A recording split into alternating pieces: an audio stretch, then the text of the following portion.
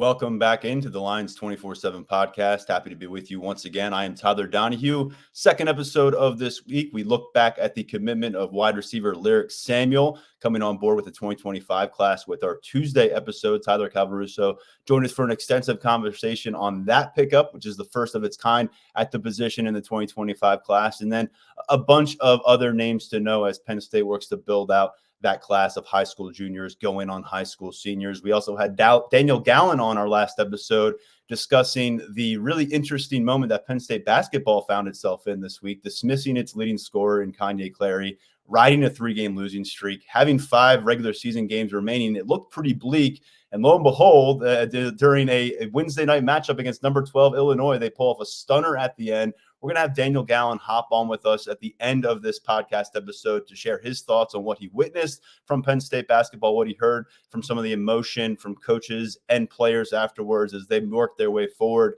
in a new kind of era of this season. And additionally, we'll have Tyler Calvaruso back on this episode in just a matter of minutes to talk about the Penn State recruiting visits that are going to take place during spring practices. A few really notable official visits have been locked in. Other players making their way to campus from far beyond the region. But we begin this show with one of our most frequent guests over the course of the life of this Lions247 podcast. I know my first interview with him off the podcast was halfway through his freshman year of high school. We've had him on the podcast as a high school player, as a top 100 prospect, eventually as a Nittany Lions offensive lineman, and now we have him on, strange to say it, as a former Penn State player, but he has a lot cooking, a lot in front of him right now as a Penn State student. Landon Tengwall returns to the Lions247 podcast. And Landon, we were talking a little bit before we started recording here. I just want to say, really proud of you, how far you've come in the last 6 months, dealing with what you had to deal with. We're going to talk about some of those details. We're going to talk about what you're doing now. But first and foremost, thanks for coming on and opening up about everything with us here on the Lions247 podcast. No doubt. Thank you for having me, Tyler. You know, as you said, been on here many a times, and I enjoy it every single time. It's a great experience every time I come on. Before we talk about why you're no longer playing college football at this point in your life, I want to talk about what you are doing at this point in your life. February 2024, you are still more than a year out from targeted graduation here from Penn State. Tell us a little bit about what the day-to-day is like for Landon Tengwall right now. Yeah, so I'm a broadcast journalism major. As you mentioned, I have a year left before I graduate. And as the Penn State media knows, I've always really enjoyed talking to you guys, doing as much as possible. So I've really always enjoyed the media. So that's kind of what I turn to a little bit. I have a couple different podcasts I do right now, and a couple different live remote things I do around town. We just started recently. I think it was last week. Did our first live radio show, Keystone Sport Net, put on by Keystone Sports Network, and it was on 98.7 The Fox at Cafe 210 with Shar, legendary field hockey here. We had Coach Keegs with the women's basketball team. That game whiteout tonight in Rec Hall should be fun. I'll actually be there.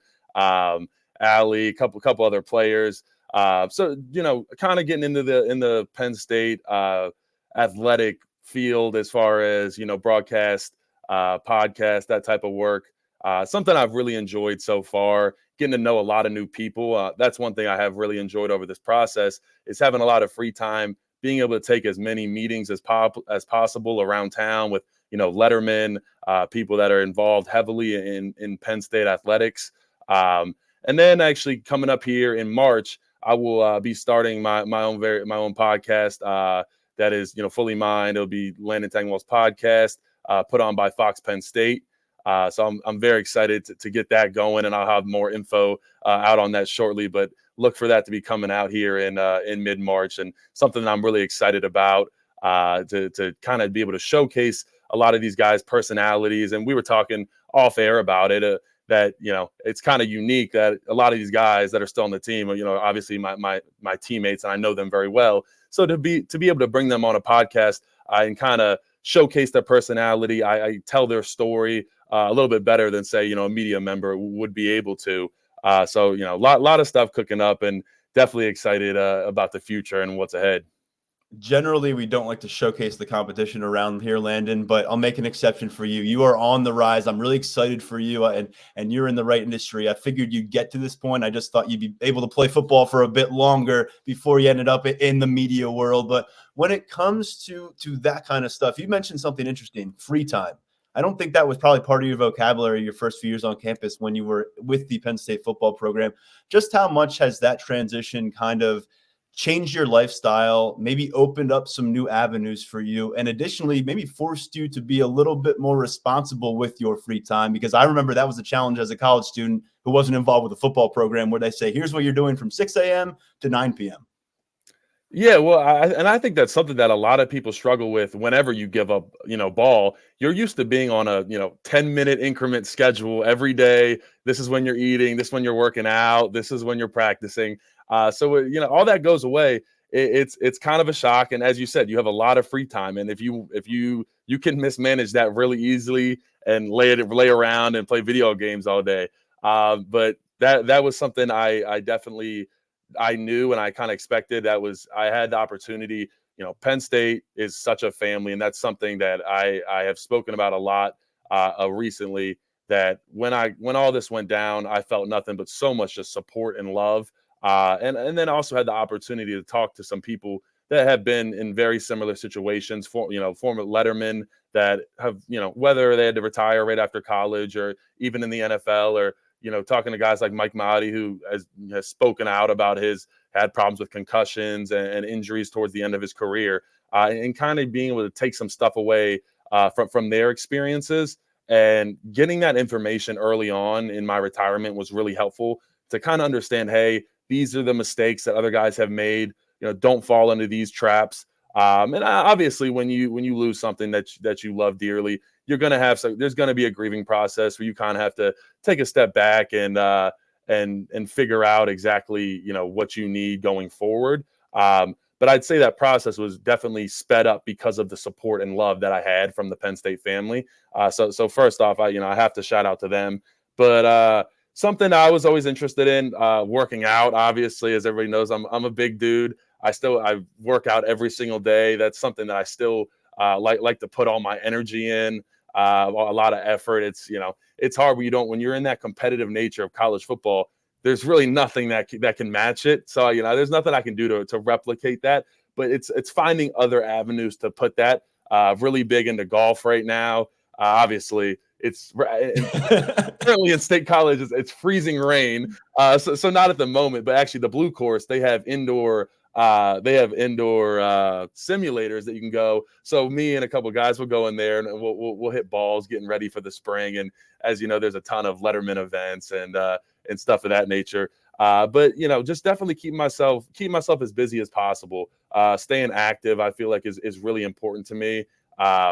Actually, last night, recently just joined a basketball league here at the IM with a couple guys that have graduated and are planning to either grad transfer or done with ball on the team. So we'll go and we'll run on the courts. And we weren't playing a team that was too good last night, Tyler. I think I had like 22 and 18. I don't know. My stat line was looking like some of the guys in Rec Hall. I don't know, but I have a good time. And like you said, it opens it up to do a lot of things that normally you would not be able to do. So that's just something that I've tried to take as much advantage of as possible, and just kind of just have the mindset every day to just still get after. It was such emphasis for me to have that dog mindset. And one thing I realized is like that doesn't have to change. You just have to find somewhere else to refocus that energy. And I think that's something I've really started to get going here for myself. Are you throwing down dunks on the court? I can. I try not to intimidate the other guys too much, but I'm more of a rebound defensive guy. I don't have too much to the shot. It's not very Curry-like, if you will, but I'm working on it, man. I'm trying my best to get the shot right, and so I can continue playing these pickup basketball games. But I'll tell you what, there's a lot of difference between running on that hard court and being on the field. Man, the bones, they feel it up and down that court the next morning. I was hurting this morning getting out of bed, but I have a good time, man. It's like my dream is just playing, like PE. You play a million different sports and it's just fun.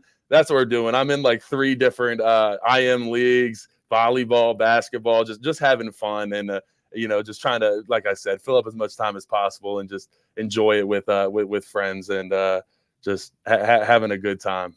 That's fantastic. I'm thinking about the average Penn State student just showing up to play little hoops and seeing the former top 100 prospect all across the country, a big offensive lineman staring him in the paint.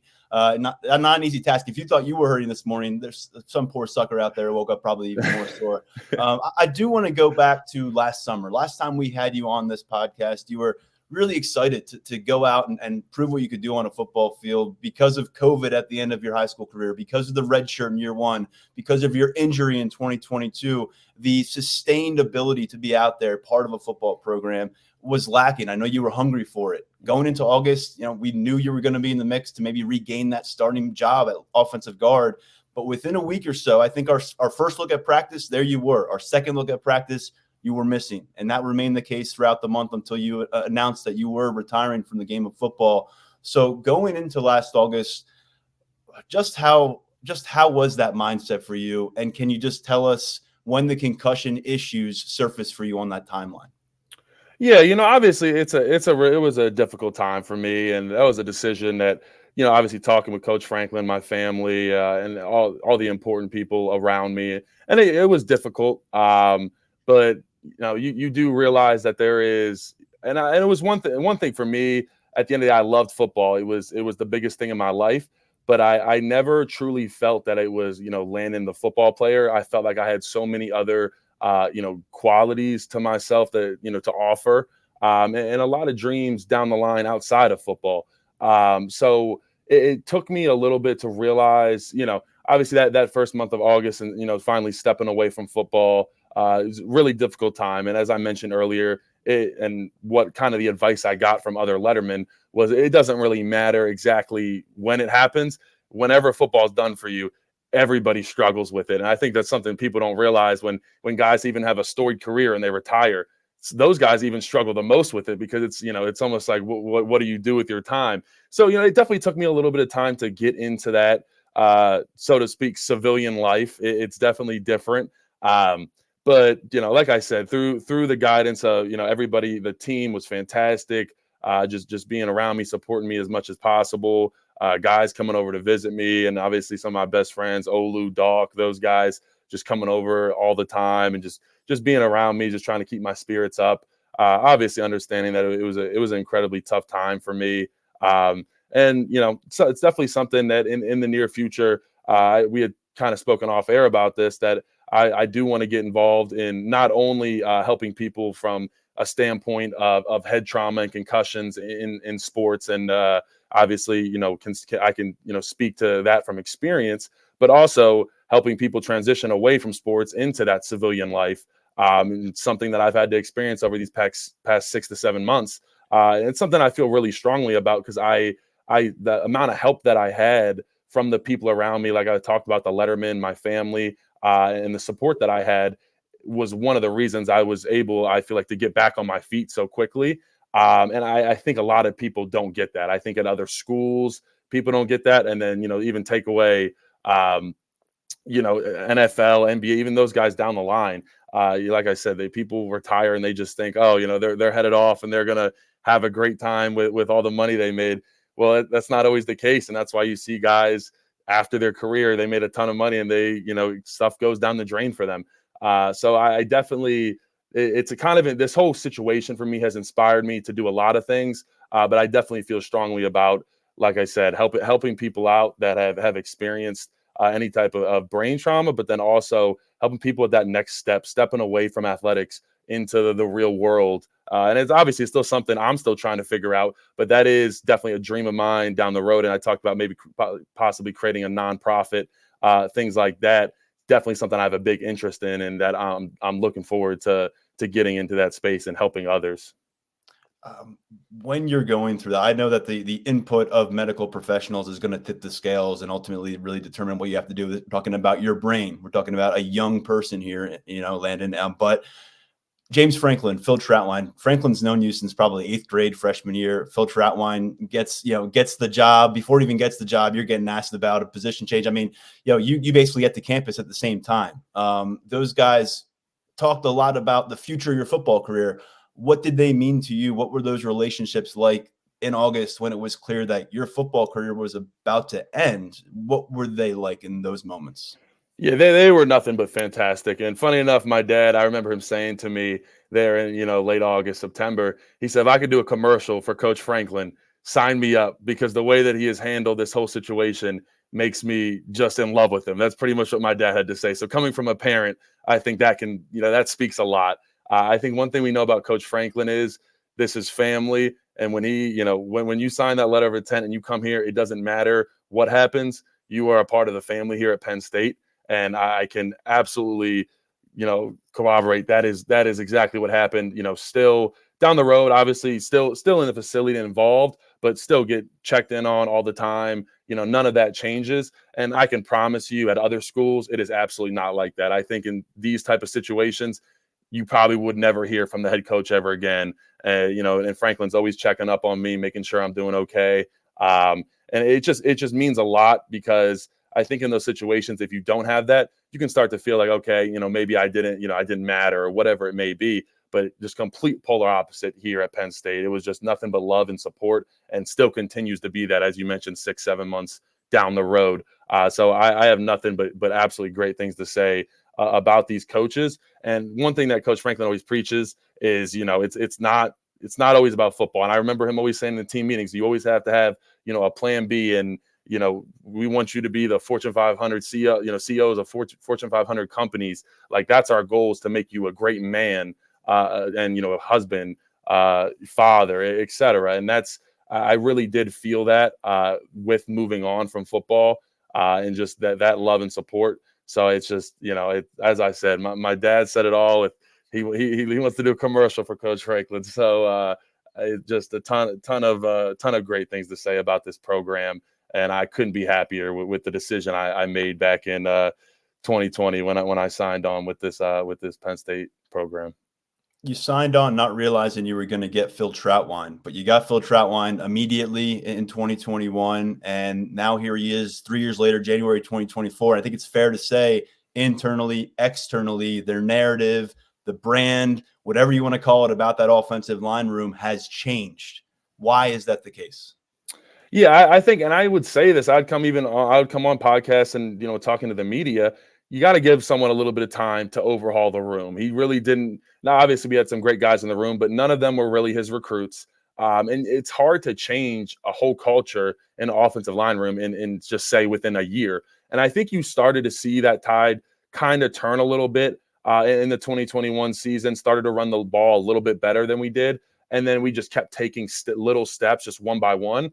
And it makes sense. It matches Coach Trout's philosophy completely. You just come in each day and just get a little bit better at something. And I think that's exactly what you see within the offensive line. And when you do that, everybody starts to believe in each other. There was a lot of competition, which creates a lot of depth. And that's something you don't have a lot of places. We saw this season, a lot of guys get a lot of reps. That's really important. And to have 10 guys, 2 deep, ready to go for a game, speaks to Coach Trout and his preparation and how he prepares his guys. And obviously I can speak to it. I think he is one of the most prepared people I've ever met in my entire life. And you ask anybody around the building, he's probably the first person that comes to mind in there, late writing notes for us that, going above and beyond what other coaches do, just little details, and, text him whenever you want. And he's answering. And if you want to go get work with him at any time, he's coming. And it's the Penn State culture, and it's exciting now, I guess, as a fan, to know what we have on the inside. That gets me excited and really just happy for the future of this program. And he's just going to continue to do it with the high caliber of recruits that he's been bringing in. As you're talking there, I realized my timeline was off. Phil actually predated you by a year. I think one, I'm showing my age, and two, it was a COVID year, and it's kind of a blank for me and a lot of us in general. But he got to campus in January 2020. Of course, couldn't do any practices until that October because of COVID. And then you got to campus the following winter. So you weren't there from the very beginning, but you know the origin story quite well, and he was recruiting you along the way. I wanted to just get into a topic here, because know the group so well, personality wise, from a physical standpoint as well. Who are you most excited to watch on the offensive line this year? And I know Dalk is a guy that you're particularly looking forward to. He's going to have the chance to go and emerge as a center. So maybe we start there. And if there's anyone else you want to bring up, go for it. Yeah, obviously, as you mentioned, really excited for Nick Dawkins. He is a leader in this program. Just they call him the mayor of State College. He does it all. So he means a lot to Penn State as a whole, as an organization. But I'm really excited for him to finally get this opportunity. He definitely deserves. One of the hardest workers. Coach Trout just posted today. This is third time winning a winter workout for the offensive line category. That for offensive linemen, that means a lot. And real quick, finally Drew Allard getting his, and trust me, that means absolutely nothing, guys. I do want to say that to a certain extent. It means that whoever's doing it is busting their butt, absolutely. But when you're not exactly the most athletic guy, you're more than likely not going to win a winter workout because it has to do with winning reps. And if someone's just faster than you, you're not really going to beat them a lot. So I do want to put that out there. That you shouldn't put too much credence in it. I don't mean to say it doesn't mean anything, but you shouldn't put that much credence in it as a fan. But really happy to see the guys that are balling out there. And then I need to get that quote and pin it to our message board, because after like the first 5 winter workout sessions, when it's Bo, people are like, "What's going on with Drew? Is he on campus?" Yeah, I know. I saw it too. And obviously, I didn't want to put anything on Twitter, but I really wanted to say it when I came on here. I'm like, guys, please don't panic about that. Bo is extremely athletic, and I'm excited to see what we do with Bo. And obviously saw what we did this season with him, how we can get him more involved. But that's Bo's game. The winter workouts are his game. It's strength, it's speed. That's where he's going to win. But getting back to the offensive line and who I'm really excited about, I have a no-brainer, and the answer is Anthony Donka. He is an extremely talented, strong kid. I'll never forget, came in right away, was already benching like 405 as a freshman. I mean, just unreal strength. And that's with these Olu Fashanu-like arms. I mean, long arms. And so he was at guard. He was actually at left guard since he got here. And then essentially like the last week of the season, pop him over to right tackle. He starts balling. Next thing you know, Caden Wallace isn't playing in the Peach Bowl. Here comes, and nobody even really knows that Anthony Donka played in the Peach Bowl. And I'd say for a true freshman, that's a great thing to happen if no one knows. Fantastic. He was awesome. And like I said, there was no mention of where's Caden Wallace. Caden Wallace had a fantastic year, but because Anthony Donka did such a great job, you didn't really notice a drop-off at all. I don't think there was really any pressures, definitely no sacks allowed in the Peach Bowl. I'm really excited to see what he can continue to do. Like I said, he's very versatile, was at guard his whole time. And, that's really hard for a freshman, trying to get, understand the guard position, get it down. Next thing you know, you pop over to tackle for a high, a New Year's Six bowl game, and you're balling out. I think that takes his confidence way up headed into the spring. And, kind of reminds me of someone else who got their first start in a bowl game at tackle. And then, we know what happened with that guy. For anybody who doesn't know, I'm talking about Olu Fashanu, who started in the Outback Bowl. That was his first start. Obviously, we know where he's headed, a top 5, top 10 pick here shortly. Not saying that's absolutely Anthony Donka, but I could see it. This is a really talented kid with really good feet and is extremely strong. We've been tiptoeing around the Olu comparison here, so I'm glad that you just pushed us over the edge, and you are more of an expert on the subject. Let's finish here, Landon. You've got another year plus of time here on campus, at least to finish up your degree, and then we'll see what awaits you after that. What's on your to-do list now that you have this new reality ahead of you? What would you like to accomplish and maybe start to see the ball rolling in the next 15, 16 months left as an undergrad? Yeah, obviously, I still want to continue to be around the team and help out as much as possible, in every aspect I can, NIL, offensive line, just support the guys. And then from a standpoint of, as I mentioned, I have, podcasts coming up, that type of deal. I want to be able to do as much content as possible for the fans and put that out there and really showcase even more of these guys' personality. I think one thing that Coach Franklin does is he recruits fantastic people with fantastic personalities. And I just want to be able to showcase that to the fans and give them, a glimpse into what these guys really mean to this program and the type of guys that we have in this program. So I'm excited to have that opportunity this spring, this summer, next fall, and hopefully get a lot of content out there and just, wake up every day with a passion, man, and just get after it. That's my thing. Wake up every day, thankful for another day. And that's kind of my motto, Tyler, and hopefully I'm back on the show soon. Oh, you will be. And let me just say, it warmed my heart to hear you tell me before we started recording that you are also stuck with the no freshman policy that we are applied to in the media. So I'm glad it applies to you as well, newcomer. Yeah, that's mutual. I think everybody's getting that treatment. Doesn't change for anybody, but I'm excited for what's coming, man. It's going to be a fun time. All right. Excited to follow it. I'll be following your podcast when that launches, and then we'll have you back on the podcast before long here at Lions247. In the meantime, enjoy life. Thanks, Tyler. I appreciate it. Thank you for having me on. All right. Take care. Great stuff as always from Landon Tengwall. Enjoyed following his football career. I think we'll all enjoy following what comes next for him as well. We're going to turn our attention back to the recruiting trail. As I mentioned, we had Tyler Calvaruso on with us earlier this week, breaking down the commitment of 6'3" going on 6'4" wide receiver Lyric Samuel and what he means to the 2025 class, along with some remaining targets out there. The next step in the recruiting calendar, where you're going to see the news start to churn now, are the official visits being set up for the spring, the unofficial trips being lined up, and some really extensive travel itineraries when you factor in the upcoming high school spring breaks, where guys are going to get on the road, get to several schools, get to see some spring practices, and get to really the lay of the land as the 2025 class really steps up to the spotlight, and we're going to see decisions follow. So Tyler Calvaruso joins us right now to break down some of those early visits that have been locked in thus far for March, April, and what we need to know about them. So Tyler, I'm just going to warn you, you've got a tough act to follow in Landon Tengwall. Yeah, you just stole my lead, too. I was going to say, recently it was Devon Ellies, now it's Landon Tengwall. I mean, you always put me in such a tough spot, man. Well, I trust you. I know you're going to get it done. And I know we've got a really strong group of guys to go through here. And since we talked about the receiver spot last episode with Lyric Samuel, let's start there with a couple guys that have locked in their visit plans. And let's begin with an in-state prospect that we have discussed pretty recently, and Lex Cyrus, 4-star receiver out of Susquehanna Township. Tell us about his plans for spring.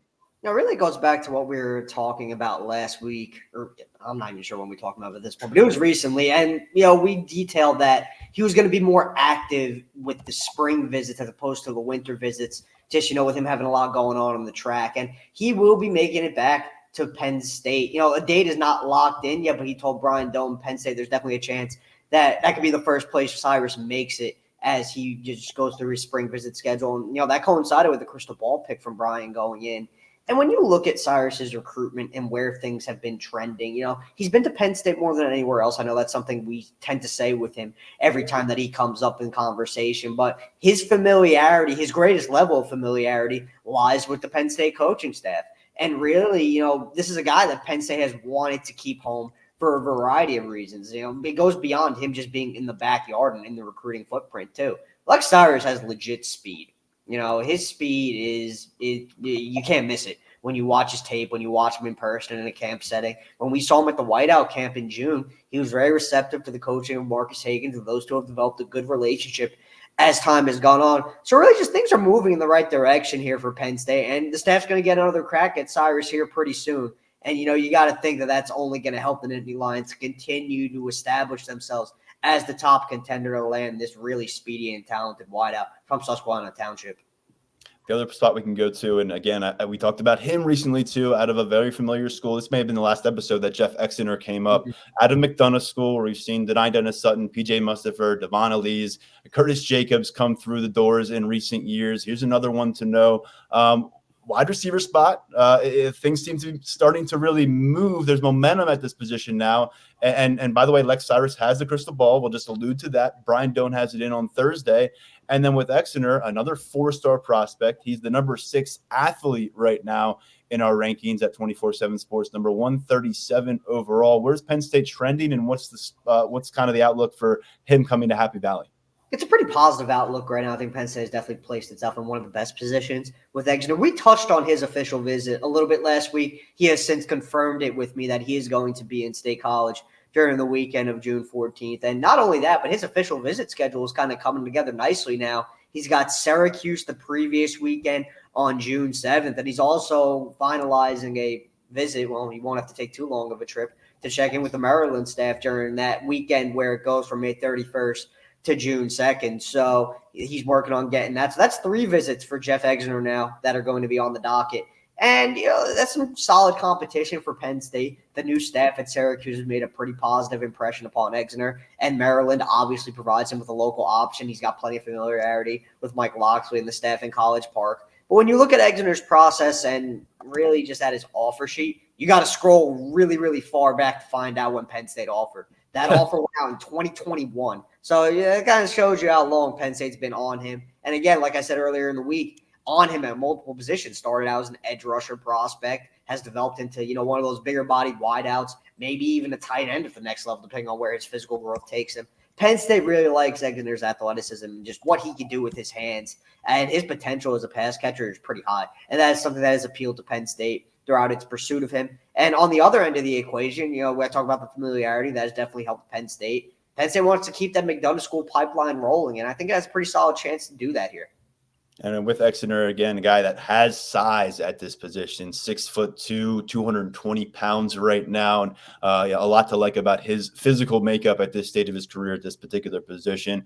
Going over to the defensive backfield, some interesting visitors from beyond the state of Pennsylvania. Go over to Ohio to begin here. Josh Johnson checking in for an official visit with Penn State this spring. When's he coming to town, and what do we make of this 6'3" safety? There's a few larger safety prospects in play for Penn State this cycle. Most of our safety conversation has kind of been centered around Jadon Blair and Kanoa Winston, and rightfully so. Those are 2 of the top names on Anthony Poindexter's board. But, Johnson's been around plenty. He has gradually moved his way up the pecking order throughout his recruitment. And, he comes from a solid high school program, and one of those guys who's going to come to a college. He's going to be very coached up, and he's going to be ready to roll. And Penn State's looking forward to getting him back on campus here. And look, that safety board's going to continue to evolve. As good as a Penn State has put itself with guys like Winston and Blair, those guys aren't done deals. There's still work to be done. And a guy like Johnson remains under pretty heavy consideration from the staff. He's got a bunch of other Big Ten suitors, but Penn State's going to get his crack at him the weekend of June 7th. I think the staff has done a lot of good things there with the Ohio native to date. Let's go down to South Carolina. Onis Kanunbani. I think I'm saying that right. If I'm not, I apologize. And we'll see if after his upcoming visit, we need to get to know that name a little bit better. He's out of Columbia, South Carolina. As you'd imagine, you got ACC, SEC flavor to this offer sheet, which is 40 schools deep. Penn State in the mix here. This isn't a name I've said on the podcast before. I can guarantee you that because I practiced it a few times. What do we need to know about Onis Kanunbani? That cornerback board for Terry Smith has been coming along. We've really centered on Jameer Joseph as one of his top cornerback targets at this point in the cycle. Kanunbani is definitely up there as well. It's his second official visit that he has locked in. Penn State's been doing a lot of good things with him on the relationship building front. So that's a visit that the staff is pretty excited to get locked in and scheduled. You mentioned the Carolina. South Carolina is in a pretty good spot with Kanunbani. Clemson's involved. So, getting him out of the Carolinas might be a little bit difficult, but he's got this official visit locked in. It's also worth noting he started his high school career down in Georgia. So, there are some schools down south that he has pretty good relationships with. Miami is one of them. And I mentioned that this is his second official visit that he has scheduled. North Carolina is the first. He's going to be in Chapel Hill during the weekend of June 7th. So Tar Heels are right in the mix here as well. All right, now I want to go a little bit further south. And actually, you already got us set up there. You mentioned Georgia. Let's go with the Peach State. There's one of the top talents in that 2025 cycle down there. He is a rising talent. The offer sheet reflects it. I think the body of work from his junior season does as well. Hayden Bradley, 6'5", 220-pound range tight end from Buford High School in Georgia. We referenced him pretty recently about how things were moving at a nice pace between him and Penn State from afar. They're not that distance is about to get closed, and these two parties are going to spend some time together. Yeah, he's got designs on an official visit. Right now, the date is up in the air. He told me last night that he's looking at either that weekend of June 7th, which is kind of shaping up early on to be it's looking like it's going to be a busy official visit weekend for Penn State. So it's either going to be that weekend or, depending on how things play out with him, regarding his schedule. The midweek visit from June 26th to June 28th is also in the cards for Bradley, whose recruitment has just absolutely exploded. He's up over 35 total offers now. He doesn't have a ranking yet, but when he breaks in, I've got a pretty good feeling he's going to be one of those higher ranked tight ends in the 2025 class. Really athletic kid. Ty Howell's done a good job here. Penn State is going to get him for an official visit. It's just going to be a matter of when. And with you look at the tight end position here, Tyler. I mean, we talked about it. I just want because Bradley's coming here a long distance.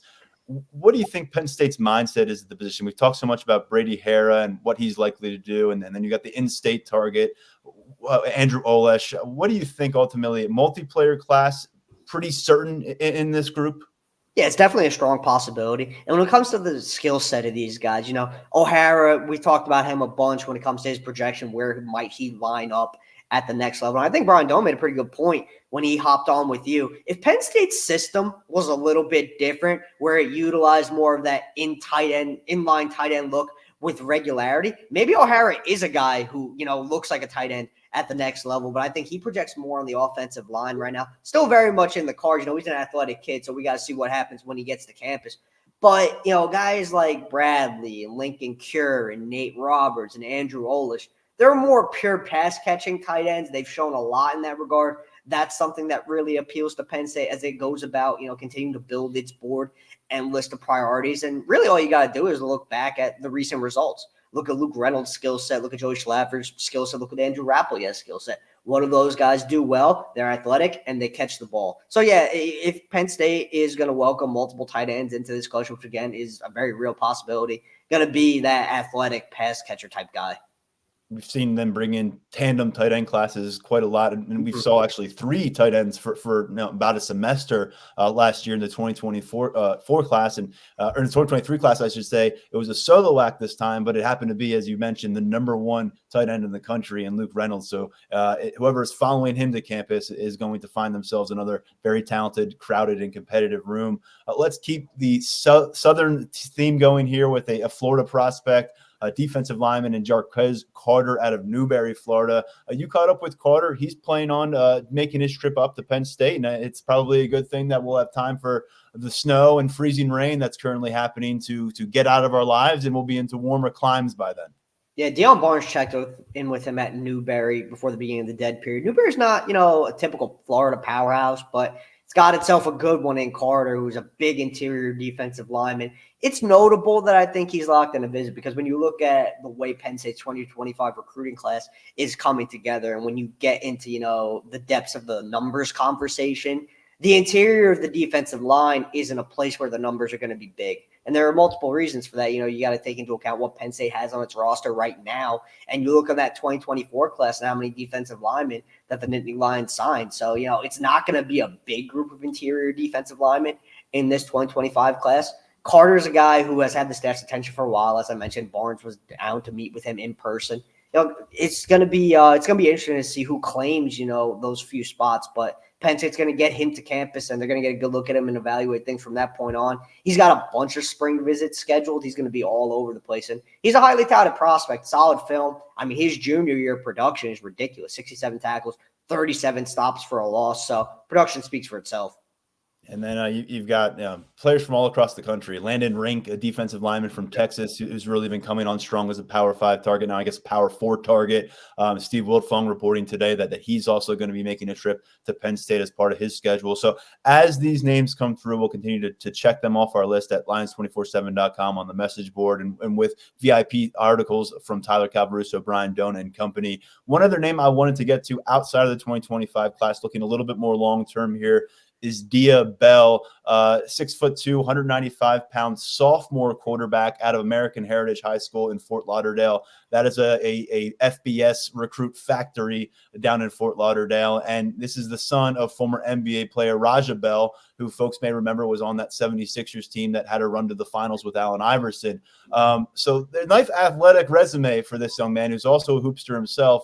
He has been up to Penn State. He worked under the direction of Mike Yursich last summer, if I recall correctly. We're through his sophomore season now. There's more track record on him. There's more offers to consider, and Penn State continues to have a seat at the table here. Andy Kotelnicki has yet to personally offer a quarterback since arriving in State College, but a lot of his activity on the recruiting front has been picking up where Penn State left off with its quarterback targets and, kind of building those relationships in his own way. That's what he's been doing with Bell, and it seems like those two are in a pretty good spot. Bell told me that he really likes Kotelnicki, likes the direction of Penn State's offense, and he's looking forward to getting to State College and seeing what it's like for himself. Bunch of suitors now really spanning the nation. There's a lot in the South. There are West Coast teams in on him. Utah put out an offer. It's a familiar place for him, given his father. And his recruit, you look at his sophomore season, it was a solid one. His first year as a varsity starter, he held up his end of the bargain for a really good American Heritage team.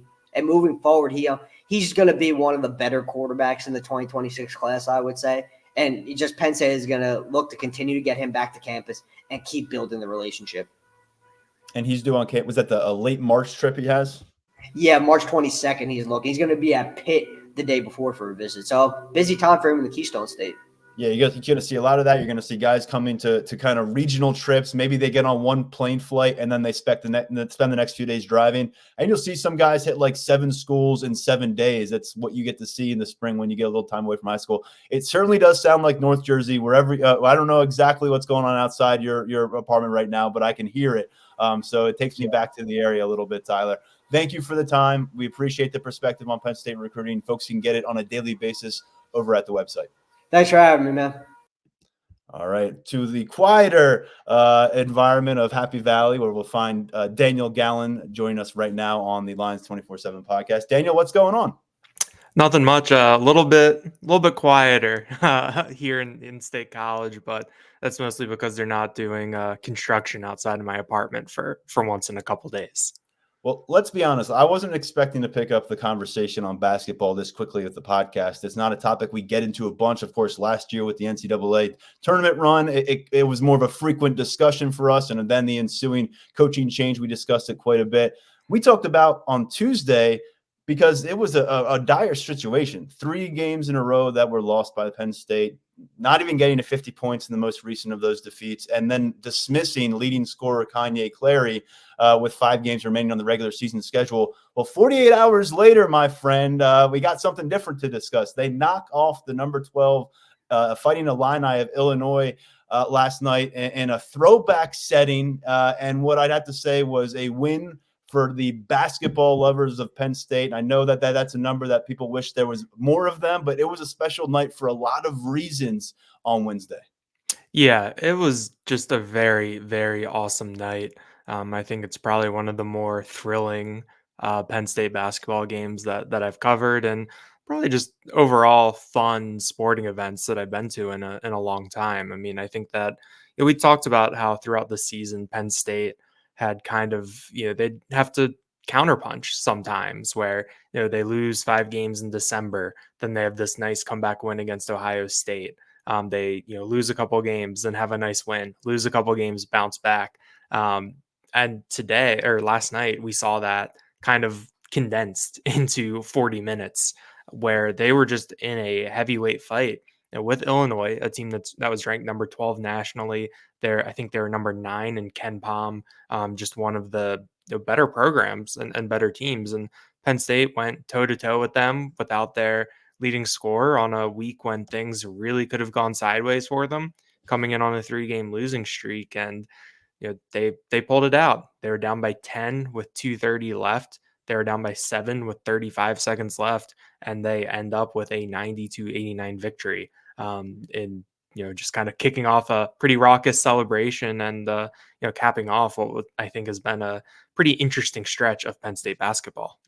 And of course, this is all happening in the setting of Rec Hall, which I know a lot of people on our board, at least, wish they would just call home on a game-to-game basis. But so many dynamics here. And of course, in the backdrop is the adversity that this team is dealing with. And how would they respond to a moment where you're parting ways with your leading scorer, a guy that was asked to do a lot for a significant portion of this season, and someone who came to campus as a high-profile prospect for this program as well, and Kanye Clary. But before we get to the emotional state of the program, can you take us inside the last couple minutes when Penn State erases a 10-point deficit, 2.5 minutes to play, and of course, Zach Hicks getting to play the role of hero toward the end?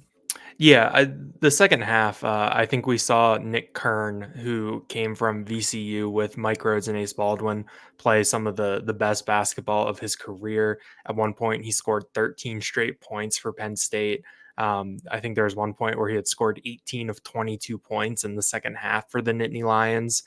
He knocked knees at one point with Terrence Shannon and had to go out, but he came back in, and he scored career high 22 points. I think that you look at him as someone who really, really stepped up in the second half.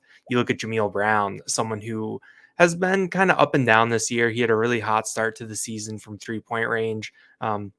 He was one of the 3 returners to come back from last year's team, a group that is now down to 2. and he's the only one who's healthy, with Demetrius Lilly working through something right now. Jameel scored 11 points, hit a couple big 3-pointers.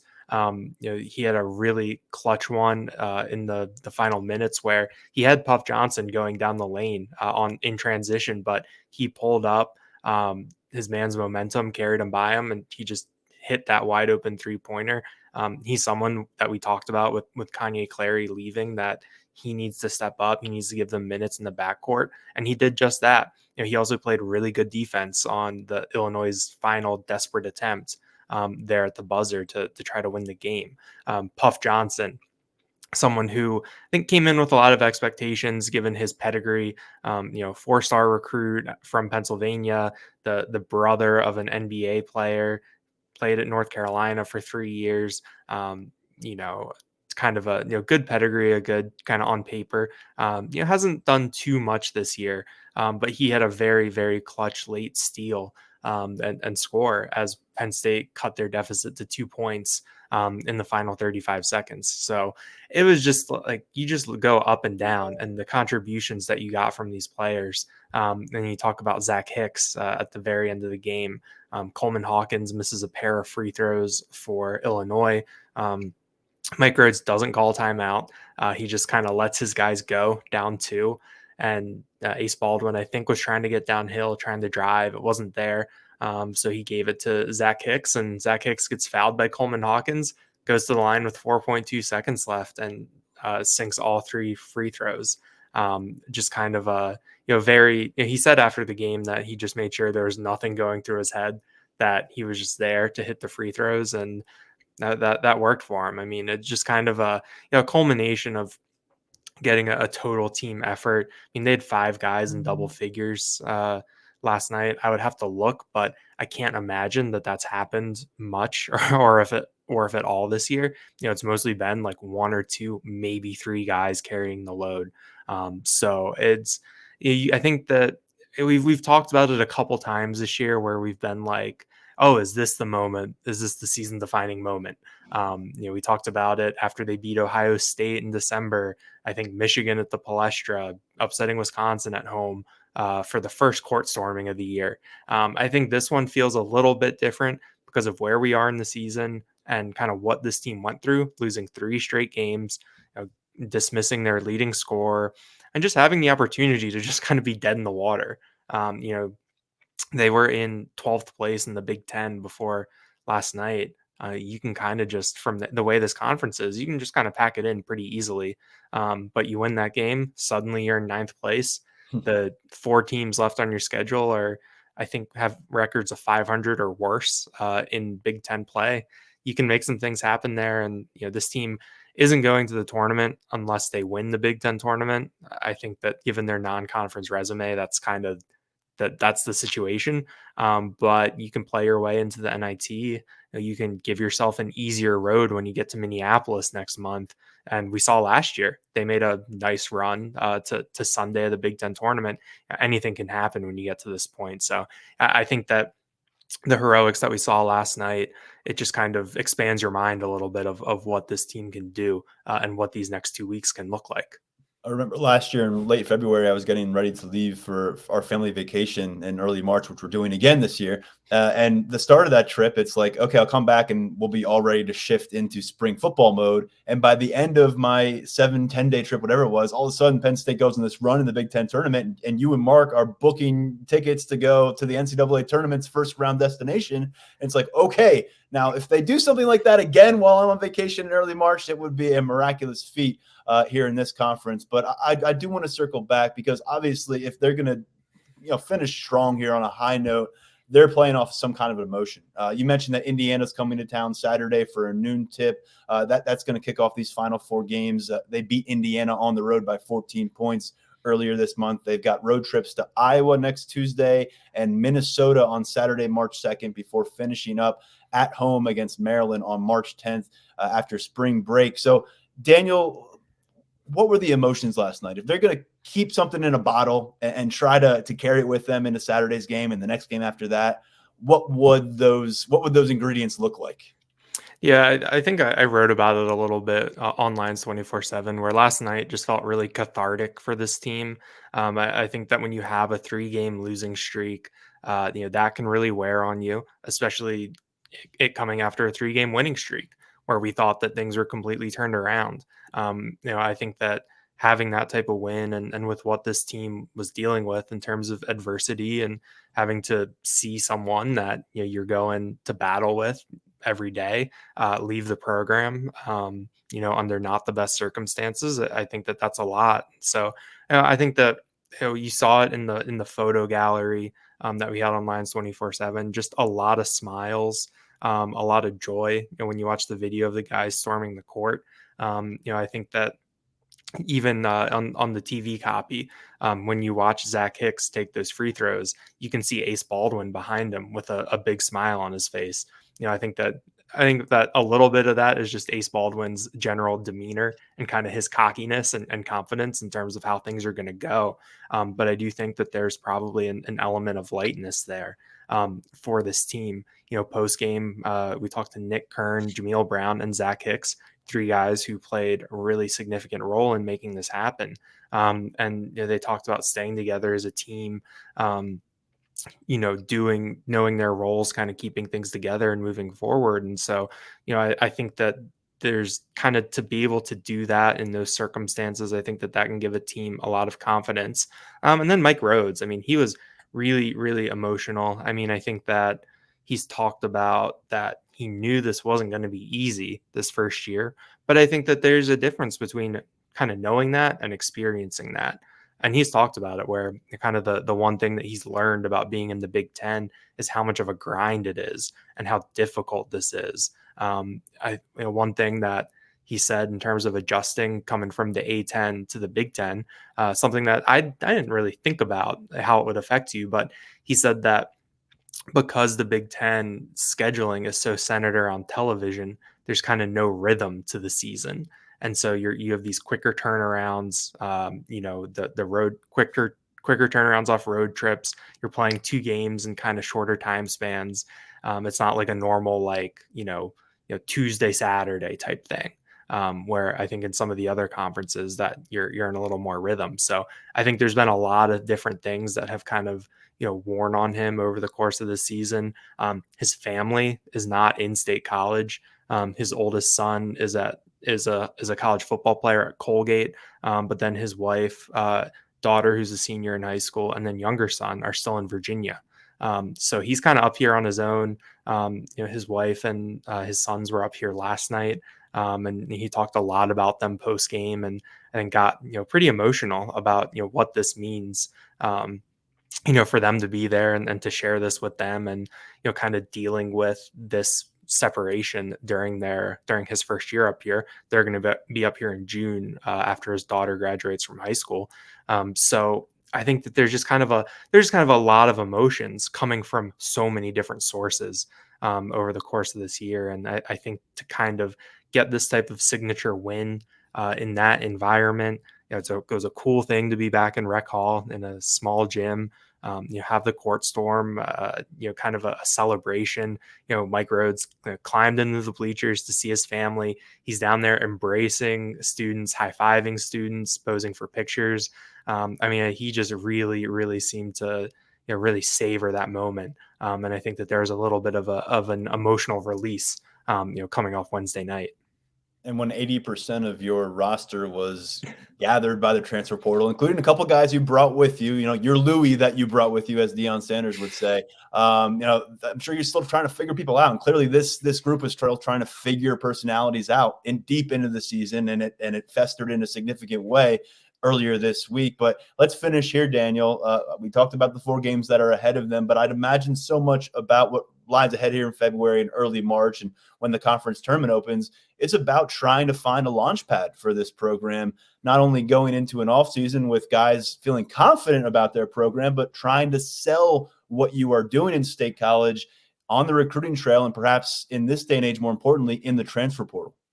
Yeah, I think that this roster is going to look different. I wrote about it in a piece on Lions247 where, I think that if you're Mike Rhodes, losing a 17-point per game score is never kind of a good thing. I know that people like to talk about addition by subtraction, and Illinois coach Brad Underwood made his thoughts on how Penn State's playing without Kanye Clary known last night. But it did kind of answer a question about scholarship availability for next year, because now Penn State had 3 guys with expiring eligibility. Kanye Clary frees up a 4th scholarship. You got 2 guys that are true seniors who are going to have to determine whether or not they want to use their COVID years. Penn State already signed 3 guys, and they have a 4th committed. They hosted a 5th for an official visit earlier this month. So they're still looking on the trail. Mike Rhodes wants to build this thing, through the high school recruiting ranks, and use the transfer portal to kind of supplement it. So in a couple more weeks, I think it's less than a month till the portal window opens for basketball. So we'll get a little bit more of an answer of how things look, but I think that you're kind of starting to see the foundation and kind of see how Mike Rhodes wants to build things. So, the high school guys that are still unsigned in the class of 2024, if they're looking around, Mike Rhodes has something to point at. He's also going to have some nice tape to show to some of the transfers that Penn State is going to be looking at. And I think by winning more games and having things a little bit more established, not to mention getting your NIL program in order, which I do think Mike Rhodes has done a really nice job of, that's going to help you in the portal. You look at some of the guys that Penn State brought in. Obviously, Baldwin and Kern I think they've been hits. But you kind of also knew what you were going to get from them coming with Mike Rhodes. They were coming up a level. But then you got some guys that, for whatever reason, I don't want to say they haven't worked out, because that feels a little harsh. But, the leap from the Patriot League to the Big Ten for Leo O'Boyle was pretty tough. Raquandis Mitchell was pretty well traveled. He came up a level, has not seen the court much. Both of those guys deserve credit, for their performance Wednesday night. I mean, you talk about kind of needing everyone to step up when losing a player like Clary. O'Boyle scores his first basket in more than a month. Mitchell got his first points since December. He had not scored in the new year, and hadn't played in almost 3 weeks. So you got those kind of guys to step up. I think that's really big. But I think moving forward, this kind of opens you up to, a little bit maybe better prospects coming out of the portal. Obviously, you kind of have to factor in NIL with that, but winning breeds success in other areas. And so I think that if Penn State can close things out, Mike Rhodes can have a proof of concept to show these guys. One thing Brad Underwood said that I thought was interesting was that Penn State is really role defined, and without Clary, those roles become even more clear of what guys are supposed to do, how they're supposed to do it. So now Mike Rhodes can take that to the portal and on the recruiting trail and really show them, this is where you fit in. This is how this is what you can do. So I think that has a long answer when talking about the future there, but I just think that you do have the opportunity to really turn things around and really go into this offseason on a high note. Of course, you got to keep winning with 4 games left. Can't fall flat against Indiana and really squander this goodwill. But it does seem like that maybe this team has turned that corner. I do appreciate the detailed answer, because I've learned in my 7 years here on campus that Penn State basketball is a complex situation, a complex subject. So I do appreciate it. And since you mentioned Illinois head coach Brad Underwood and some of his commentary afterwards, pretty succinct note here on his assessment of Penn State last night and regarding the absence of Kanye Clary. quote, "I thought they were better without him." So pretty on point there from Brad Underwood. We'll see if that sustains. Daniel will be on basketball coverage the rest of the way this season, starting this Saturday with the game against Indiana at noon at the BJC. So follow lions247.com for the latest on Nittany Lions hoops. Daniel, appreciate the perspective. We double dipped on basketball this week. I'm sure we'll get back to the grind with football next week. Sounds good, and I'm glad Penn State basketball has given us something to talk about. It's been an entertaining week, and I just got to say, Wednesday night was just a ton of fun to cover.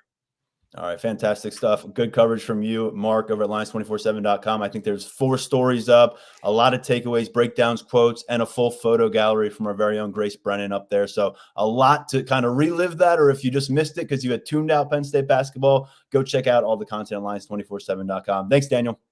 Thanks, Tyler.